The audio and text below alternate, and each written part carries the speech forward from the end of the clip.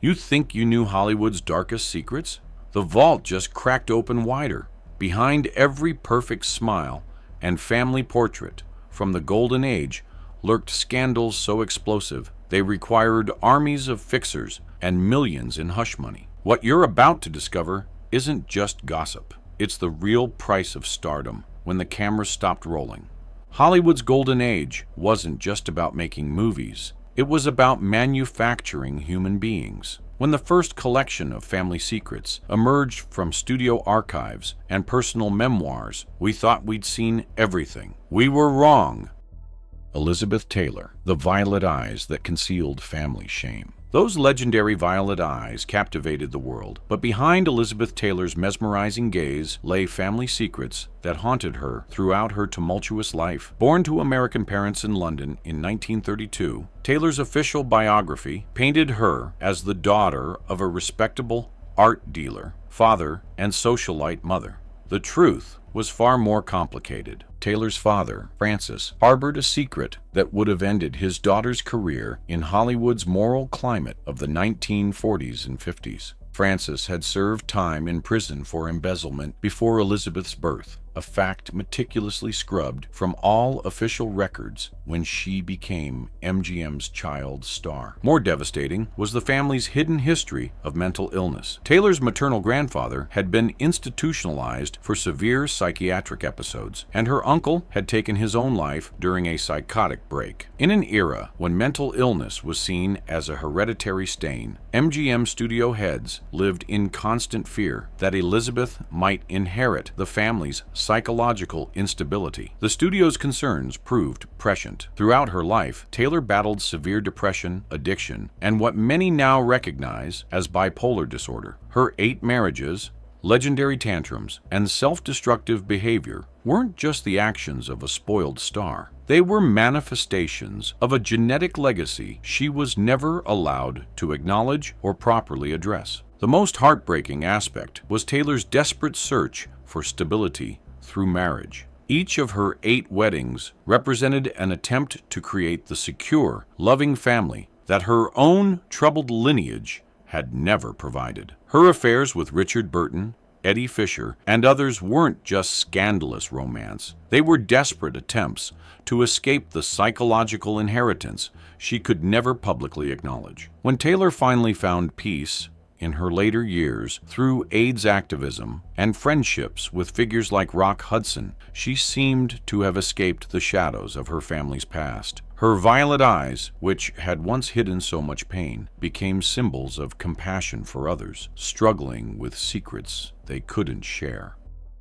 Jane Russell, the bombshell's hidden fertility struggles. Jane Russell burst onto screens in Howard Hughes' The Outlaw as the epitome of sultry femininity, her curvaceous figure making her an instant sensation. But behind the bombshell image lay a deeply personal tragedy that Russell spent decades trying to hide from a public that worshipped her as the ideal woman. At age 18, Russell had become pregnant by her high school sweetheart, Bob Waterfield. Facing social disgrace, in conservative 1940s America, she underwent a dangerous illegal procedure that left her unable to bear children. The botched operation damaged her reproductive system so severely that she would never experience the motherhood she desperately craved. When Russell married Waterfield in 1943, the couple maintained the fiction that they were simply choosing to delay having children while focusing on careers. In reality, Russell was undergoing painful and expensive fertility treatments, desperately trying to conceive the children that would complete her image as the perfect woman. The deception deepened when Russell and Waterfield decided to adopt. In 1951, they controversially adopted an Irish baby, Thomas, through what was later revealed to be an exploitative network that separated impoverished Irish mothers from their children. Russell's adoption of Tommy nearly ended her career when Irish authorities and the Catholic Church condemned her actions. Russell's second adoption was even more secretive. Through Howard Hughes' extensive network of fixers, she obtained Tracy, a baby whose origins were completely fabricated to avoid potential scandal. The child's biological parents were never identified, and Russell lived in constant fear that the truth would emerge. The most tragic aspect was Russell's third adoption attempt. In 1955, she was secretly pregnant again, a miracle that doctors couldn't explain given her previous medical history. But at 3 months, she lost the pregnancy, losing what would have been her only biological child. Russell never spoke publicly about this loss, but friends reported that she never fully recovered from the grief. Russell's dedication to adoption advocacy in her later years took on new meaning when viewed through the lens of her personal struggles. The woman who had been denied biological motherhood dedicated her life to helping other childless couples find families, transforming private pain into public service. Tyrone Power, the matinee idol's secret double life. Tyrone Power possessed the kind of classical masculine beauty that made women swoon worldwide. His chiseled features and romantic screen presence made him one of Hollywood's most bankable stars throughout the 1940s and early 1950s.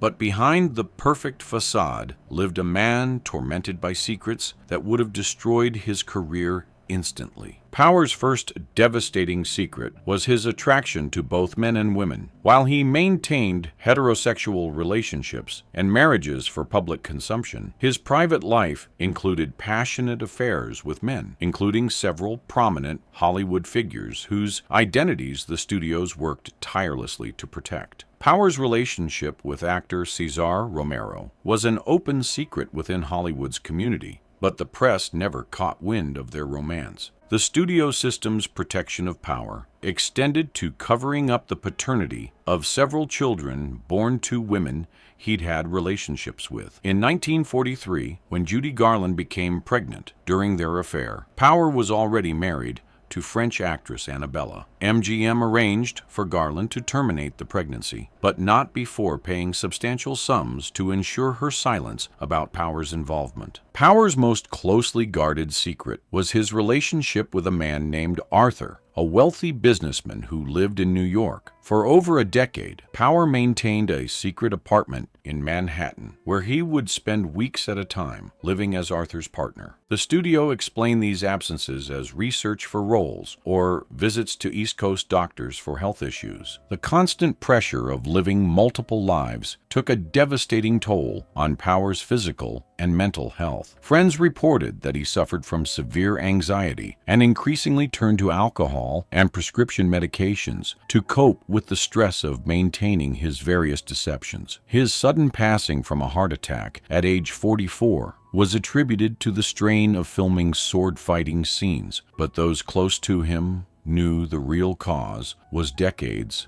of psychological pressure. Power's final tragedy was that he passed away just as Hollywood was beginning to slowly change its attitudes toward different types of relationships. Had he lived just a few more years, he might have found a way to live more authentically. Instead, he took his secrets to the grave, another casualty of a system that demanded perfection at any cost. Which of these revelations shocked you most? Share your thoughts on how the studio system affected these stars' authentic selves. Jean Harlow, the Platinum Blonde's Family Curse. Jean Harlow became the original blonde bombshell, her platinum hair and sultry attitude defining a new kind of screen magnetism. But behind the glamorous image lurked a family tragedy so shocking that MGM spent vast resources keeping it hidden from the public. Harlow was born into a family plagued by violence and mental illness. Her mother, Jean Carpenter, had been married twice before meeting Harlow's father, and both previous husbands had passed away under mysterious circumstances. When Harlow was young, her mother's violent temper and erratic behavior suggested serious psychological problems that would later manifest in Harlow herself. The most devastating family secret was the fate of Harlow's half-brother, born to her mother's first marriage. The boy had been institutionalized at age 10 after attacking another child with a weapon during what psychiatrists called a psychotic episode. Rather than risk the scandal of having a mentally ill family member, the studios helped the family fabricate a story that the boy had perished in an accident. Harlow's own behavior became increasingly erratic as she reached stardom. Studio executives attributed her tantrums and violent outbursts to the stress of fame, but those close to her recognized the same patterns of instability that had affected her mother and half-brother. MGM hired a full-time psychiatrist to monitor Harlow, disguising his presence as a personal health consultant. The tragedy deepened with the mysterious circumstances surrounding her husband, Paul Byrne's demise in 1932. While officially ruled self-inflicted, evidence suggested that Byrne had been harmed, possibly by his former common-law wife, Dorothy Millette, who disappeared shortly afterward. Some witnesses claimed they saw Harlow at the scene earlier than she initially admitted, leading to speculation about her possible involvement. Harlow's passing at age 26 from kidney failure was attributed to medical complications, but many believed the underlying cause was the psychological strain of living with her family's legacy of violence and mental illness. Her mother's insistence on treating Harlow with Christian Science remedies rather than proper medical care was seen by some as a continuation of the family's pattern of destructive behavior. The most haunting aspect was that Harlow seemed to recognize her fate. In her final year, she told friends that she believed her family was cursed and that she would never live to see 30. When she passed away, MGM executives secretly destroyed all psychological evaluations and medical records related to her family's mental health history, ensuring that the full truth would never be known.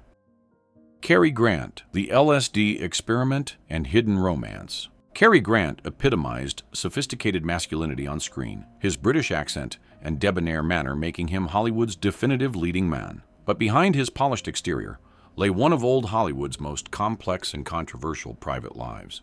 Grant's most shocking secret was his decade-long relationship with fellow actor Randolph Scott. From 1932 to 1942, the two men lived together in a Santa Monica beach house, presenting themselves as bachelors sharing expenses, while conducting what those close to them knew was a romantic partnership. Studio publicity departments worked overtime to arrange dates with starlets and create the impression that both men were simply too busy for serious relationships.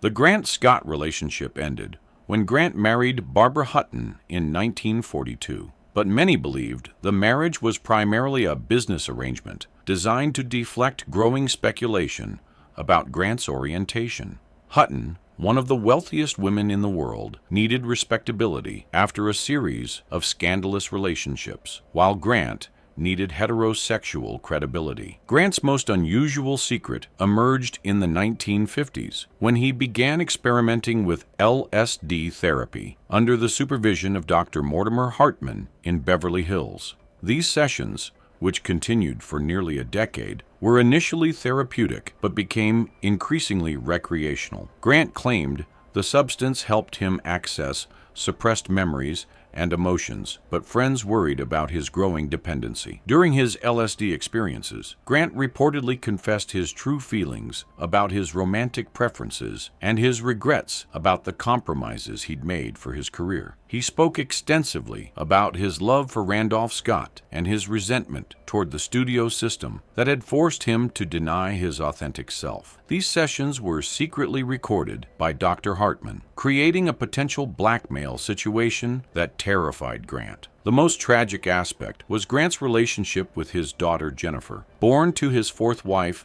Diane Cannon, in 1966. By then, in his 60s, Grant desperately wanted to be an authentic father, but his decades of living false personas had left him uncertain about how to form genuine emotional connections. He showered Jennifer with material goods, but struggled to express the love he felt for her. Grant's final years were marked by growing peace with his authentic self. He began speaking more openly with close friends about his past relationships and his regrets about the deceptions he'd maintained. When he passed away in 1986, many mourned not just the loss of a great actor, but of a man who had never been fully allowed to be himself.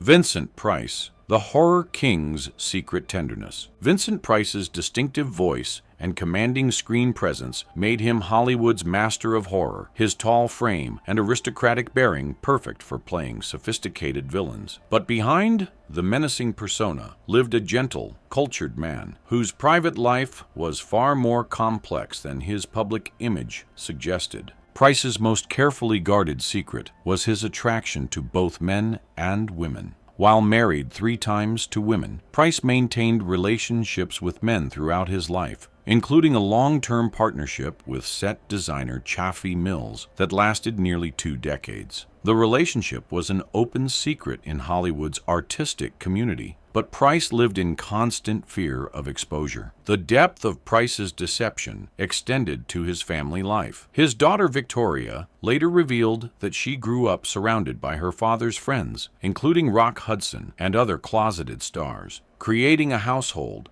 that was far more progressive than the outside world knew. Price's third wife, Coral Brown, was herself attracted to both genders, leading to speculation that their marriage was partly one of convenience. Price's most shocking family secret involved his son, Vincent Barrett Price, Jr., who struggled with severe mental illness from an early age. When the boy was diagnosed with schizophrenia in his teens, Price quietly arranged for him to be treated at exclusive private facilities, far from public scrutiny. The cost of these treatments consumed much of Price's earnings from his horror films. The studio system's protection of Price extended to covering up several incidents where his son's illness led to dangerous situations. In 1963, Vincent Jr. was arrested for threatening behavior toward strangers, but the charges were quietly dropped after studio intervention. Price lived in constant fear that his son's condition would become public knowledge, potentially damaging both their reputations. Price's art collection, which became famous in later years, was partially funded by blackmail payments. A private investigator hired by a rival studio had obtained photographs of Price with male partners, leading to years of secret payments to prevent exposure. Price's extensive knowledge of art history allowed him to invest these payments wisely, eventually building one of Hollywood's most respected private collections. The most poignant aspect was Price's relationship with his mentally ill son. Despite the constant stress and fear of scandal, Price never abandoned Vincent Jr., visiting him regularly at treatment facilities and ensuring he received the best possible care. Close friends reported that Price's greatest fear wasn't exposure of his own romantic preferences, but that revelation might somehow harm his vulnerable son. Price's later years brought a measure of peace as social attitudes began to change. He became more open about his orientation with trusted friends and found fulfillment in his relationship with longtime partner Robert Benavides. When Price passed away in 1993, many mourned the loss of a man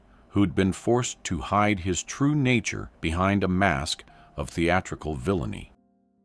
Greta Garbo, the recluse's hidden love affairs. Greta Garbo's mystique was built on her reclusiveness and her famous declaration that she wanted to be alone. But behind the carefully cultivated image of the solitary artist lived a woman whose romantic life was far more passionate and complex than the public ever knew. Garbo's most famous secret relationship was with Mercedes de Acosta, the openly lesbian socialite and writer who moved in Hollywood's most exclusive circles. Their affair began in 1931 and continued sporadically for over a decade, with de Acosta serving as both lover and mentor to the Swedish actress. The relationship was intense and stormy, with Garbo alternately declaring her love and then disappearing for months at a time. The studio system's protection of Garbo extended to creating elaborate cover stories for her extended absences from Hollywood. When she would disappear to spend time with de Acosta at a remote cabin in the Sierra Nevada mountains,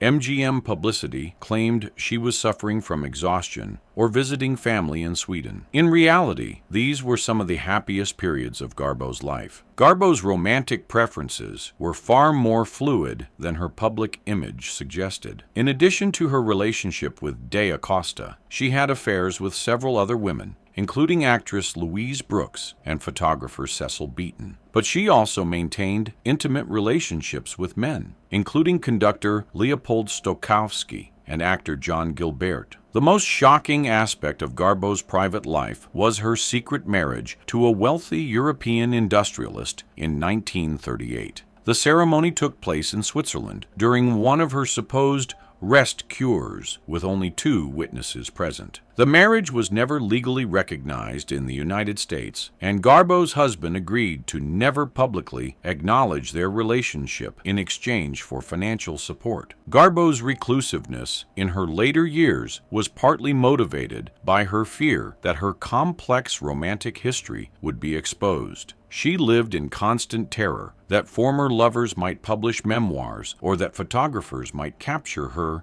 in compromising situations. Her Manhattan apartment became a fortress where she could control every aspect of her environment. The most tragic element was Garbo's profound loneliness in her final decades. Despite having been loved by many people throughout her life, her need for secrecy had ultimately isolated her from meaningful connections. When she passed away in 1990, her apartment was filled with love letters and photographs from relationships she'd never been able to acknowledge publicly. Garbo's estate revealed the extent to which she'd documented her secret life. Thousands of letters, photographs, and diary entries detailed her affairs and emotions, creating a record that contradicted everything the public thought they knew about the mysterious star. Her greatest performance, it seemed, had been convincing the world that she wanted to be alone when she'd actually spent her life searching for love she could never publicly claim. Share this video with fellow classic movie lovers who need to know the real stories behind Hollywood's golden facades.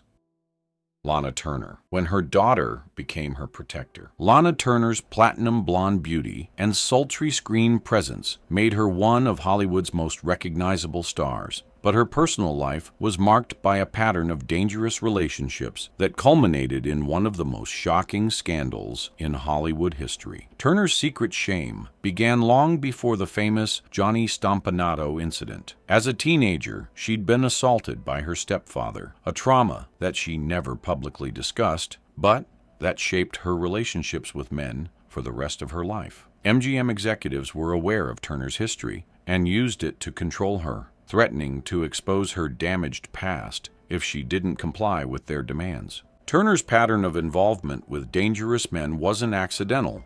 It was the result of childhood trauma that left her drawn to abusive relationships. Before Stompanato, she'd been involved with several men connected to organized crime, including one who'd threatened to harm her if she left him. The studio's fixers had quietly handled these situations, but each incident made Turner more vulnerable to future exploitation. The night of April 4th, 1958, when 14-year-old Cheryl Crane fatally wounded Johnny Stompanato, was the culmination of months of escalating violence. What the public never learned was that Stompanato had been systematically abusing both Turner and her daughter, using his connections to gangster Mickey Cohen to terrorize the family. The most shocking secret about the Stompanato incident was that it might not have been Cheryl who wielded the weapon. Some evidence suggested that Turner herself might have harmed Stompanato, and that Cheryl took the blame to protect her mother. As a minor, Cheryl would face less severe consequences than Turner, whose career would have been destroyed by a conviction. The elaborate cover-up that followed involved not just MGM, but also the Los Angeles Police Department and the District Attorney's Office. Key evidence disappeared, witness statements were altered, and the coroner's jury was carefully selected to ensure a favorable outcome. The official verdict of justifiable homicide may have been based more on studio influence than actual facts. The most heartbreaking aspect was Turner's relationship with her daughter in the aftermath of the scandal. Whether Cheryl was protecting her mother or had actually committed the act, the trauma bonded them in a way that was both loving and destructive. Cheryl spent years in and out of institutions, not because she was dangerous, but because she carried the weight of a secret that could destroy them both. Turner's later years were marked by her attempts to make amends to Cheryl for the chaos of her childhood. She quietly paid for the best psychiatric care and education money could buy, and in her final years, the two women found a measure of peace together. When Turner passed away in 1995, Cheryl was at her bedside, still protecting the mother who'd never been able to protect herself. William Holden, the hero's hidden heartbreak.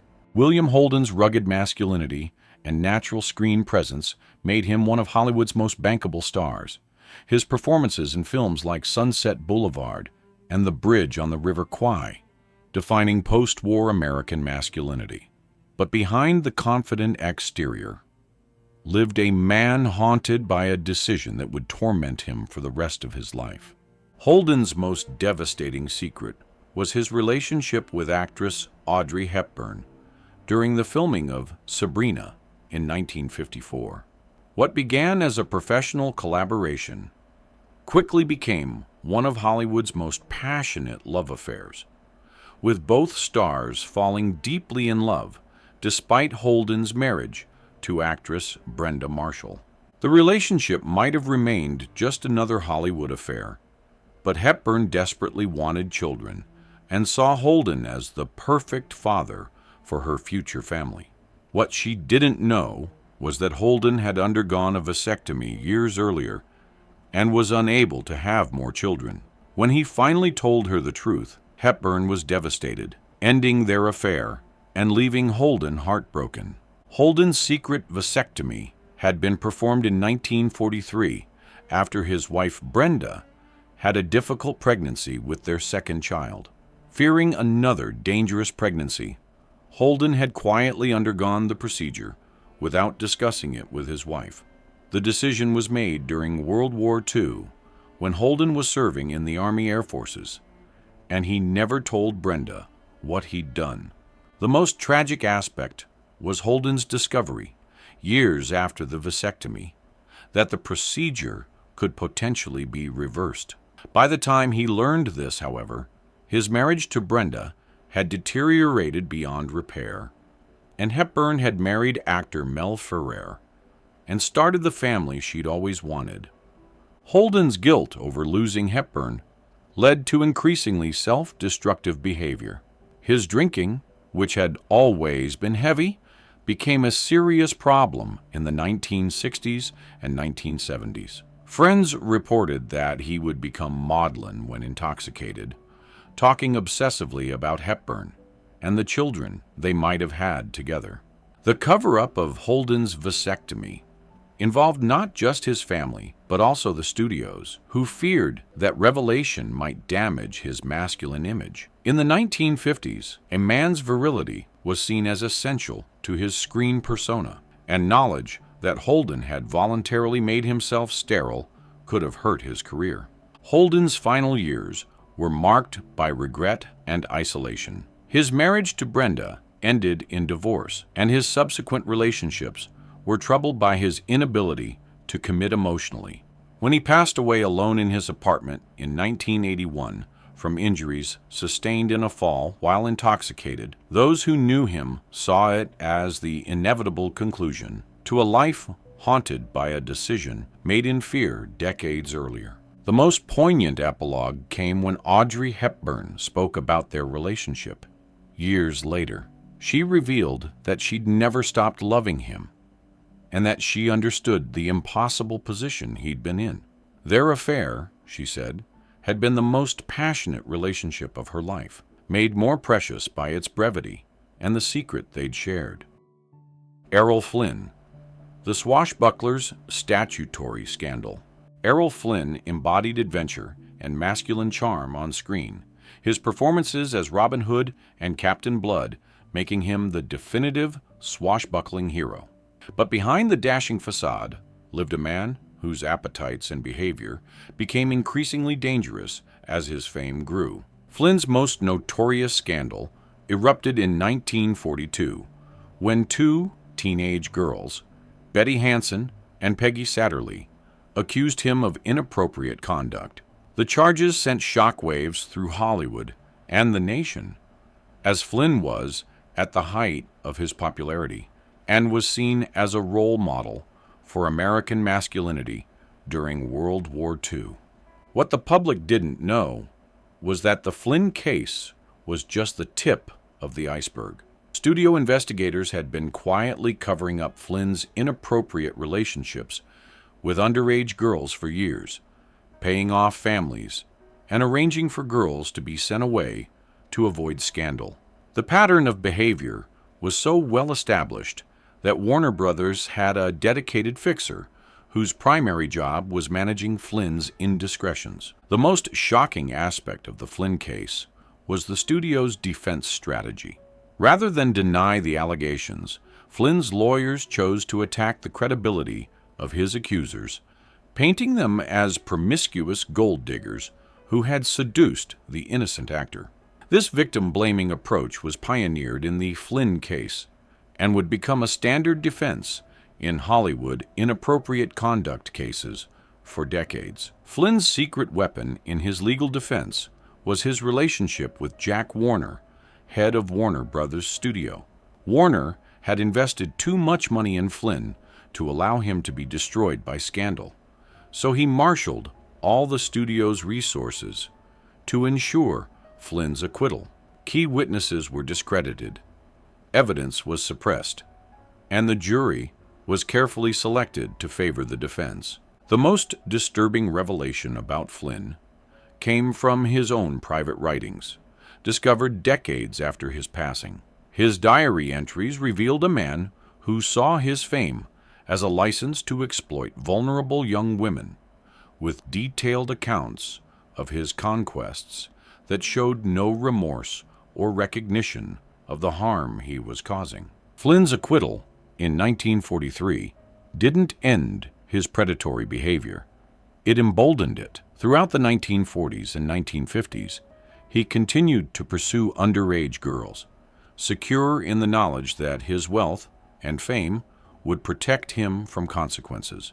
The studio's protection extended to providing him with a yacht where he could entertain his young companions away from prying eyes. The most tragic victims were the young women whose lives were destroyed by their encounters with him. Many were paid to remain silent, but the psychological damage lasted long after the money was spent. Some never recovered from the trauma, their lives derailed by their involvement with a man the world saw as a hero. Flynn's passing in 1959, at age 50, was attributed to heart failure, but those close to him knew the real cause was his decades of excessive drinking and substance use. His final years had been marked by declining health and increasing paranoia, as he lived in constant fear that new accusers might come forward or that evidence of his past crimes might surface. The Flynn case established a template that Hollywood would use for decades to protect male stars accused of inappropriate conduct. The combination of victim blaming, evidence suppression, and media manipulation that saved Flynn's career would be used to protect other powerful men in the industry, creating a culture of impunity that persisted well into the modern era. Bette Davis, the mother who couldn't show love. Bette Davis commanded the screen with an intensity that made her one of Hollywood's most respected actresses, her fierce independence and uncompromising performances breaking new ground for women in cinema. But behind the strong persona lived a woman whose inability to express maternal love created one of Hollywood's most tragic family stories. Davis's relationship with her eldest daughter, Barbara B.D. Hyman, was complicated from birth by Davis's own childhood trauma. Davis had been raised by a cold, manipulative mother who used emotional withdrawal as a weapon, and despite her conscious efforts to be different, she found herself repeating the same patterns with her own children. The most shocking secret about Davis's family life was that she'd seriously considered having BD adopted shortly after her birth in 1947. Davis was at the height of her career, and feared that motherhood would interfere with her work. Only the intervention of her then-husband, William Grant Sherry, convinced her to keep the child, but Davis never fully bonded with her daughter. Davis's second child, Margot, was adopted in 1950, but the circumstances were far more complex than the public knew. Margot was born with brain damage, likely caused by lack of oxygen during birth, and required extensive medical care throughout her life. Davis kept Margot's condition secret for decades, fearing that having a disabled child would damage her career. The most heartbreaking aspect was Davis's treatment of Margot. While she provided the best medical care money could buy, Davis struggled to connect emotionally with her disabled daughter. She eventually placed Margot in an institution, visiting regularly but never bringing her home for extended periods. Davis's third child, Michael, was also adopted, and he became the focus of Davis's maternal feelings in a way that B.D. and Margot never did. Davis seemed more comfortable showing affection to Michael, possibly because he represented a fresh start without the complications and guilt associated with her older children. The most damaging secret in the Davis family was B.D.'s belief, which she later wrote about in her memoir, My Mother's Keeper, that Davis had never wanted her and resented her existence. Whether this was true or simply B.D.'s interpretation of her mother's emotional distance, it created a dynamic that would destroy their relationship. Davis's inability to express love wasn't limited to her children. It extended to her romantic relationships as well. Her 4 marriages all ended in divorce, with each husband eventually unable to penetrate the emotional walls Davis had built around herself. Friends reported that Davis genuinely wanted to love and be loved, but her childhood trauma had left her incapable of the vulnerability that intimacy required. The publication of B.D.'s memoir in 1985, just 2 years before Davis's passing, devastated the aging actress. The book portrayed Davis as an abusive, alcoholic mother who'd terrorized her children. And while some allegations were disputed by Davis's friends, the emotional truth of a mother and daughter who'd never been able to connect was undeniable. Davis's final years were marked by regret and isolation. She'd achieved everything she'd wanted professionally, but had failed at the relationship that mattered most to her. When she passed away in 1989, B.D. was not at her bedside, and the 2 women had never reconciled. Davis's greatest performance, it seemed, had been convincing the world that she was strong when she was actually desperately fragile. Gary Cooper, the American hero's secret guilt. Gary Cooper embodied American masculinity on screen, his laconic delivery and natural charisma making him the perfect leading man for westerns and romantic dramas. But behind the "Thou Shucks" persona lived a man tormented by guilt over the secret compromises he'd made for his career. Cooper's most devastating secret was his affair with Patricia Neal in the late 1940s and early 1950s. What began as a professional relationship during the filming of The Fountainhead quickly became one of Hollywood's most passionate love affairs, with both stars falling deeply in love despite Cooper's marriage to socialite Veronica "Rocky" Cooper. The relationship might have remained just another Hollywood affair, but Neal became pregnant with Cooper's child in 1950. The discovery of the pregnancy threw both stars into crisis, as Neal's career would have been destroyed by an out-of-wedlock birth, and Cooper's image as a family man would have been shattered. Cooper's response to the pregnancy revealed the moral cowardice beneath his heroic screen image.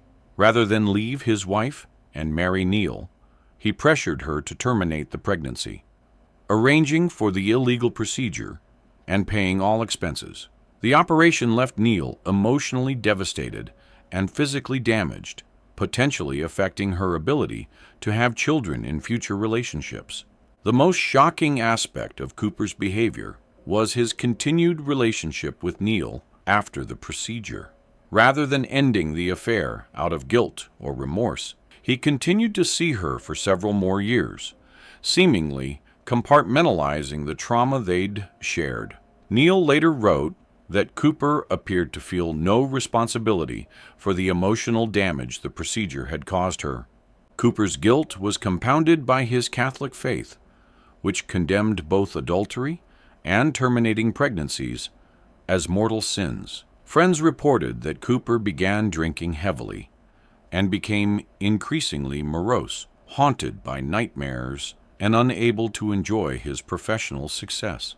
The cover-up of Cooper's affair and Neil's procedure involved extensive coordination between the studios, the press, and even medical professionals. The doctor who performed the operation was quietly paid to relocate to another state, while Neil was sent on an extended vacation to Europe to recover physically and emotionally. Cooper's marriage to Rocky survived the affair, but only because she chose to look the other way, rather than confront the truth. Rocky knew about Neil and the procedure, but decided that preserving her social position was more important than addressing her husband's betrayal. The Coopers remained married until Gary's passing, but friends reported that their relationship never recovered its intimacy. The most tragic victim was Patricia Neal herself.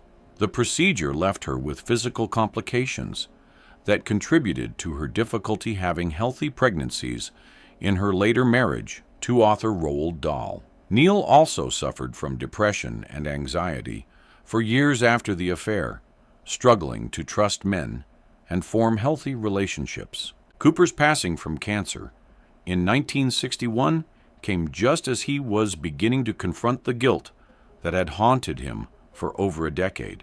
In his final months, he reportedly spoke to close friends about his regrets over the Neal affair and his wish that he'd been brave enough to make different choices. His medical records listed cancer as the official cause, but those who knew him believed that guilt and remorse had weakened his will to fight the disease. Clark Gable, the King's Secret Empire of Children.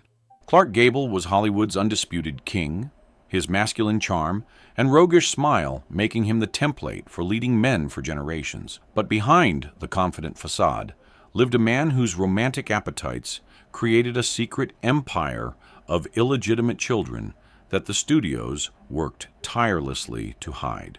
The most famous of Gable's secret children was Judy Lewis, the daughter of his affair with Loretta Young during the filming of Call of the Wild in 1935. But Judy was just the beginning of a pattern that would continue throughout Gable's career, creating a network of hidden offspring that stretched across the country. Gable's second secret child was born to a waitress in Nevada in 1937 during one of his divorces. The woman, whose name was kept secret even from Gable himself, was paid a substantial sum to relocate to another state and never contact the actor. The child, a son, grew up believing his father was a traveling salesman who'd passed away in an accident. The most shocking revelation about Gable's secret children was that MGM maintained a dedicated department to handle paternity claims and potential offspring. Led by studio fixer Eddie Mannix, this operation included private investigators, lawyers, and even doctors who could be called upon to handle delicate situations involving the studio's biggest star. Gable's third known illegitimate child was born in 1942 to an actress who'd appeared in several MGM films. Unlike the previous cases, this woman attempted to blackmail Gable, threatening to expose their relationship unless he provided ongoing financial support. The studio's response was swift and brutal. The actress found herself blacklisted from all major studios and was forced to leave Hollywood permanently. The pattern of secret children continued throughout the 1940s and 1950s, with at least 6 more confirmed cases of women who bore Gable's children and were paid to remain silent. The payments were substantial, often equivalent to several years' salary for a working-class family, but came with ironclad agreements that prevented the women from ever seeking additional support or acknowledgement. Gable's own attitude toward his secret children was complex and contradictory. While he never acknowledged them publicly, he sometimes arranged for anonymous financial gifts to be sent on birthdays and holidays. Through intermediaries, he kept track of their progress in school and their general welfare, suggesting a paternal concern he could never express directly. The most tragic aspect was the psychological toll it took on the actor himself. Friends reported that Gable became increasingly bitter about his inability to acknowledge his children, particularly as he grew older and faced his own mortality. His drinking increased significantly in his final years, and he often spoke about his regrets when intoxicated. Gable's passing in 1960 brought a flood of paternity claims, as women who'd been silent for decades came forward seeking recognition for their children. The Gable estate spent years and thousands of dollars fighting these claims, determined to preserve the actor's posthumous reputation, even at the cost of denying his own blood relatives. The most poignant epilogue came in the 1980s, when several of his secret children finally met each other and compared their stories. They discovered that they shared not only physical resemblances to their famous father, but also similar personalities and mannerisms, suggesting that nature had triumphed over the studio's attempts to erase their connection to Hollywood royalty.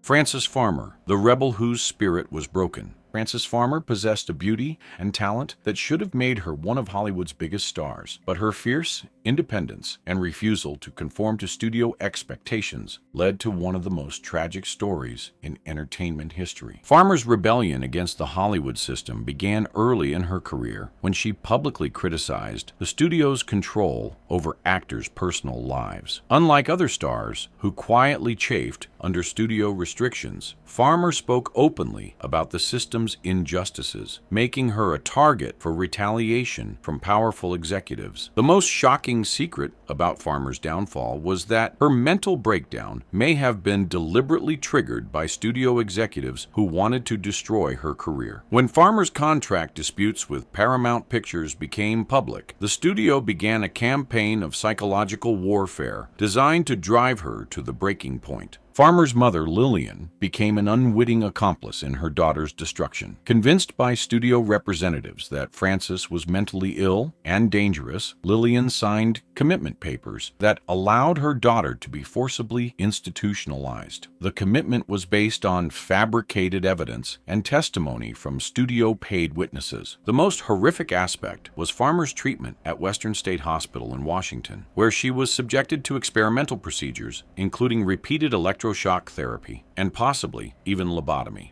These treatments, which were often performed without proper anesthesia, left Farmer with permanent brain damage and memory loss. The cover-up of Farmer's institutionalization involved collusion between the studios, the medical establishment, and the press. News of her commitment was initially suppressed, and when the story finally broke, it was presented as the sad tale of a troubled actress who'd succumbed to mental illness rather than the victim of systematic persecution. Farmer's attempts to speak out about her treatment were dismissed as the ravings of a mad woman, and her subsequent struggles with alcoholism and erratic behavior were used as evidence of her mental instability. The circular logic was perfect. Her reactions to abuse were used to justify the abuse itself. The most tragic aspect was that she never fully recovered from her institutionalization. Even after her release, she remained broken and defeated, a shadow of the vibrant, intelligent woman she'd once been. Her later years were marked by poverty and obscurity, as she struggled to rebuild a life that had been systematically destroyed. Farmer's passing in 1970 went largely unnoticed by the Hollywood community that had once courted her. It wasn't until years later that the full extent of her persecution became known through the research of journalists and historians who uncovered the conspiracy that had destroyed her life. The Frances Farmer case became a cautionary tale about the dangers of challenging the studio system, but it also revealed the extent to which powerful institutions would go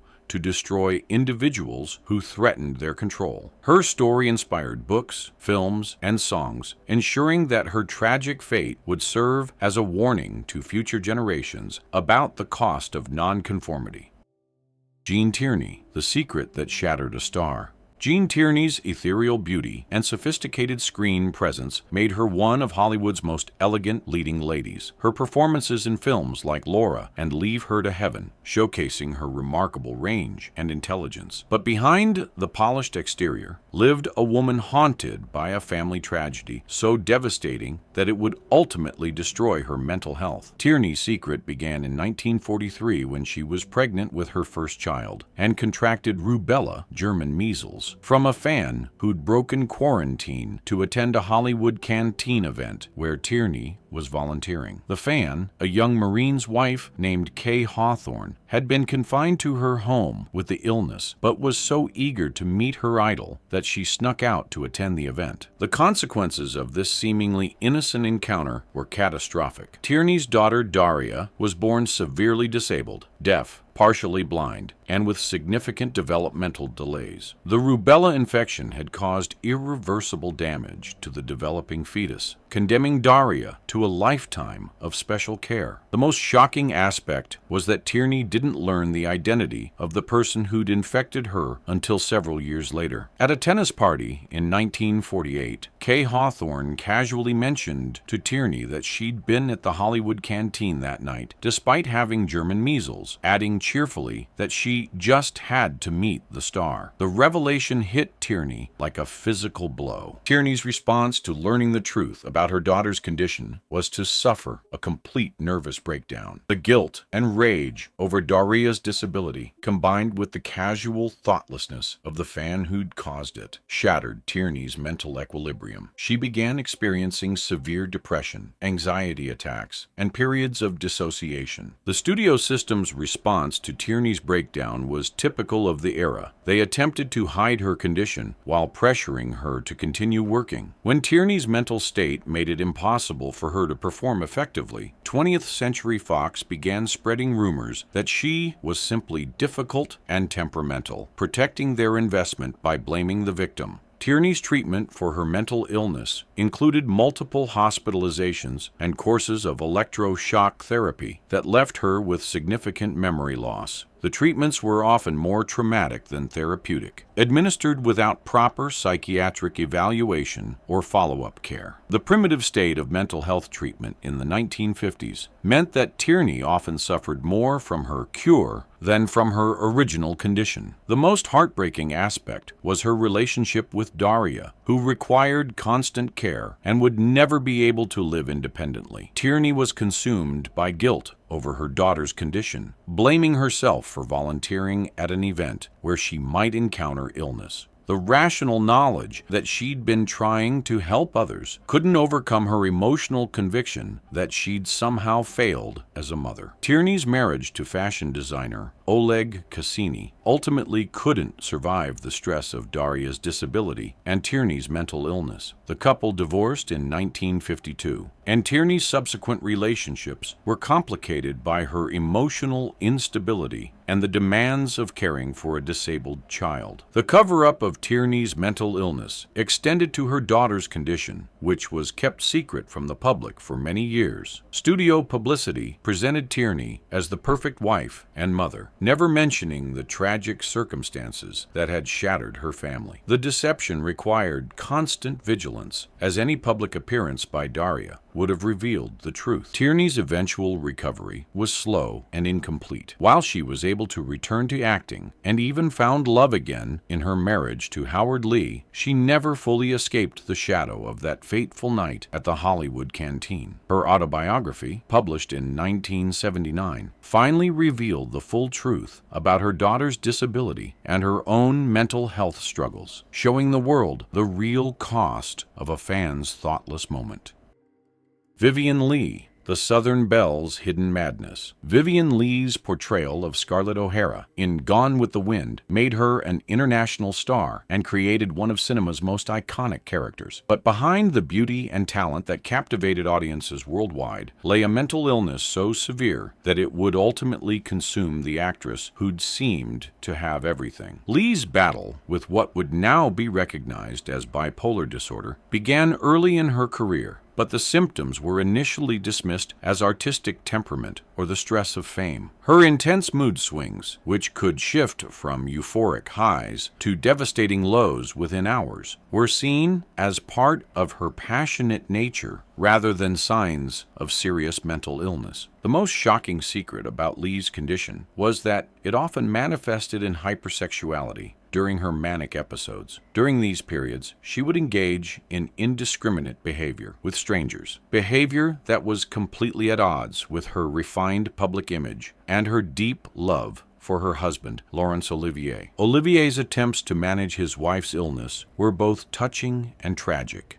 He would often have to physically restrain Leigh during her manic episodes to prevent her from leaving their home and engaging in behavior that would destroy her reputation. These private struggles took a devastating toll on their marriage, as Olivier essentially became Leigh's caretaker rather than her equal partner. The studio system's handling of Leigh's mental illness was typically exploitative. Rather than providing her with proper medical care, executives saw her condition as a liability to be managed through publicity and cover-ups. When Leigh's behavior became too erratic to hide, the studios would claim she was exhausted or suffering from physical ailments rather than acknowledging her psychological problems. Leigh's treatment for her bipolar disorder was often more harmful than helpful. She underwent multiple courses of electroshock therapy that left her with memory problems and cognitive difficulties. The primitive psychiatric treatments of the 1940s and 1950s often did more damage than good, and Leigh's case was no exception. The most tragic aspect was how her illness affected her relationship with her daughter Suzanne from her first marriage. Leigh's unpredictable behavior and frequent hospitalizations meant that she was often absent from her daughter's life, creating a cycle of guilt and depression that worsened her overall condition. Leigh's affair with actor Peter Finch in the 1940s was partly a product of her mental illness, occurring during one of her hypersexual manic episodes. The relationship devastated Olivier and contributed to the breakdown of their marriage, but Leigh later had little memory of the affair due to the nature of her condition and the effects of her treatments. The cover-up of Leigh's mental illness required coordination between multiple studios, the British press, and even government officials who were concerned about the reputation of one of Britain's most famous cultural exports. Stories about her erratic behavior were suppressed, and alternative explanations were provided for her absences from public life. Leigh's passing in 1967 from tuberculosis was partly attributed to her weakened physical condition, which had been compromised by years of psychiatric treatments and the physical toll of her mental illness. Friends reported that she'd seemed almost relieved in her final months, as if she was finally ready to escape the torment that had plagued her for decades. The revelation of Leigh's true condition came gradually over the years following her passing, as Olivier and others finally felt free to speak honestly about her struggles. Their accounts revealed a woman of extraordinary talent who'd been failed by both the medical establishment and the entertainment industry that had profited from her gifts while ignoring her suffering. The price of perfection. These additional stories complete a portrait of an industry that demanded perfection at any cost. The stars of Hollywood's golden age weren't just entertainers. They were carefully constructed fantasies designed to fulfill the public's need for heroes, lovers, and dreamers who could transcend the ordinary limits of human existence. But as these secrets reveal, the cost of maintaining these fantasies was extraordinary. For every polished performance on screen, there were dozens of private performances off-screen, elaborate deceptions that required constant vigilance and enormous sacrifice. The psychological toll of living multiple lives, denying fundamental aspects of identity, and carrying devastating secrets ultimately destroyed many of the very people the system was designed to protect. What emerges from these stories isn't just the familiar tale of Hollywood corruption, but something more complex and tragic. The story of human beings who became prisoners of their own success. Many of these stars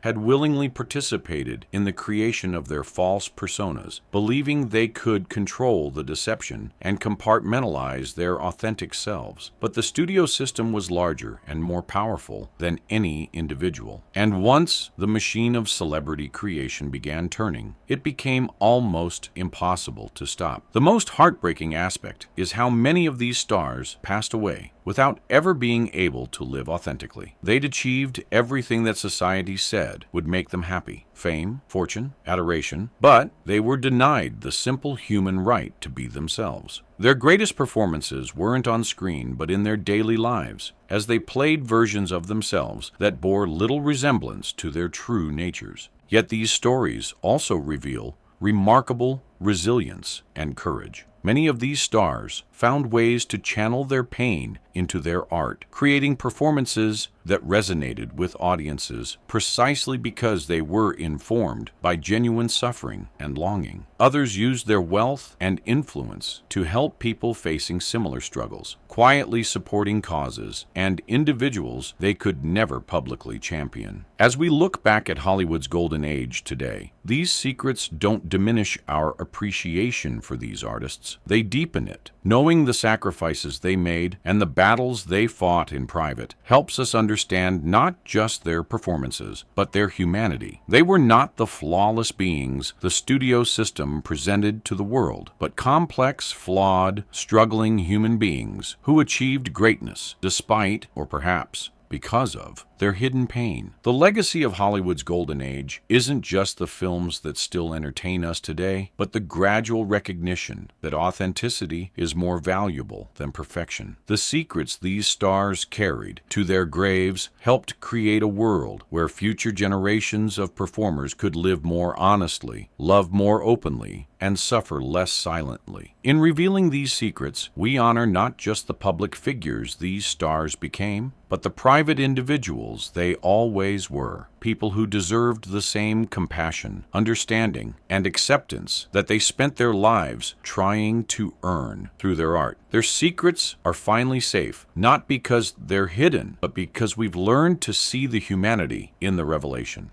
These weren't just stars. They were human beings who paid the ultimate price for our entertainment. Behind every perfect smile was a broken heart. Behind every flawless performance was a shattered soul crying out for the one thing fame couldn't buy: the freedom to be themselves. If their stories have moved you, if their sacrifices have touched your heart, then honor their memory by hitting that subscribe button. Because the greatest tribute we can pay to these fallen angels of the silver screen is to ensure their real stories, not just their studio-manufactured myths, are never forgotten. Share this video with someone who needs to understand that perfection is just another prison, and that the most beautiful thing about these legends wasn't their flawless images, but their flawed, gloriously human hearts.